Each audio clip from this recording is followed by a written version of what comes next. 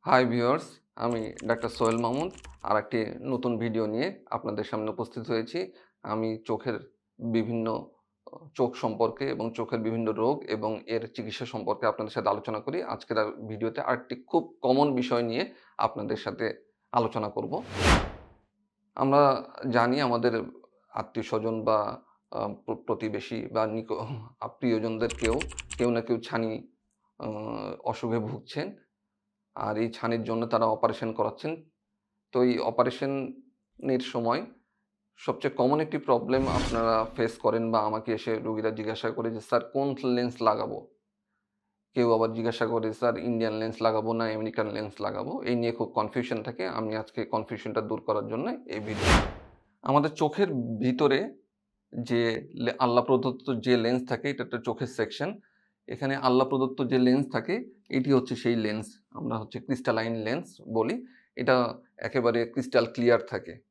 যখন কোনো কারণে এর ভিতরে অস্বচ্ছতা তৈরি হয় বা এর চারপাশে একটা ক্যাপসুল থাকে, এই ক্যাপসুলে অস্বচ্ছতা তৈরি হয়, তখন ওটাকে আমরা ছানি বলি। তো ছানি অপারেশনের মাধ্যমে আমরা যে ২ টি অপারেশন কমনলি করি, একটা হচ্ছে স্মল ইনসিশন ক্যাটারাক্ট সার্জারি, অনেকে এটাকে আমরা বলি যে হাতে অপারেশন অনেকে বলে থাকে।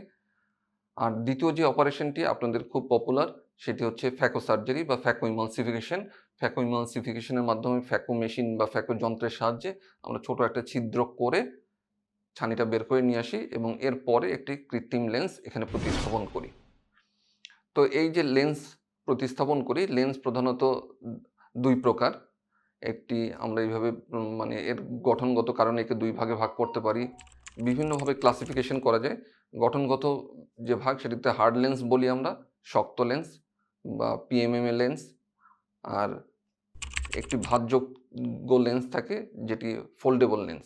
তো এই হার্ড লেন্সটা আমরা সাধারণত এসআইসিএস অপারেশনের সময় প্রতিস্থাপন করি। এসআইসিএস এর মাধ্যমে ফোল্ডেবল লেন্সও প্রতিস্থাপন করা যায়।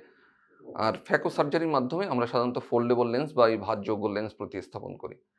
আবার লেন্সের কি দিয়ে গঠিত তার উপরে ডিপেন্ড করেও লেন্সকে অনেক ভাগ করা যায়। যেমন পিএমএমএ লেন্স, হার্ড লেন্স। আর সফট লেন্সগুলো সাধারণত সিলিকন দিয়ে তৈরি। এছাড়াও আরও লেন্সকে ভাগ করা যায় যে এটা কোন দেশের তৈরি, যেমন আমরা অনেকেই জানি ইন্ডিয়ান লেন্স, আমেরিকান লেন্স, জাপানি লেন্স। এছাড়াও লেন্স আছে হাইড্রোফোবিক, হাইড্রোফিলিক।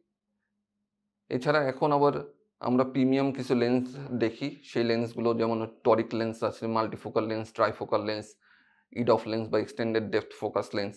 তো এই ধরনের বিভিন্ন লেন্স আছে। কিন্তু আপনার জন্য কোন লেন্সটা ভালো হবে, এইটা আসলে আপনার কী ধরনের ছানি, আপনার চোখের কন্ডিশনের কী অবস্থা, কী ধরনের অপারেশন করতে চাচ্ছেন, আপনার সামর্থ্য বা বাজেট, অপারেশনের বাজেট এসবের উপরে ডিপেন্ড করে।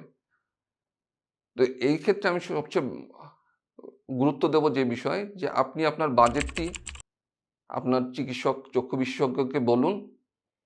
তিনি আপনার চোখের ছানির গঠন বা কন্ডিশন দেখে কী ধরনের অপারেশন করতে হবে এবং কী ধরনের লেন্স লাগবে সেটা তিনি সবচেয়ে ভালো বলতে পারবেন।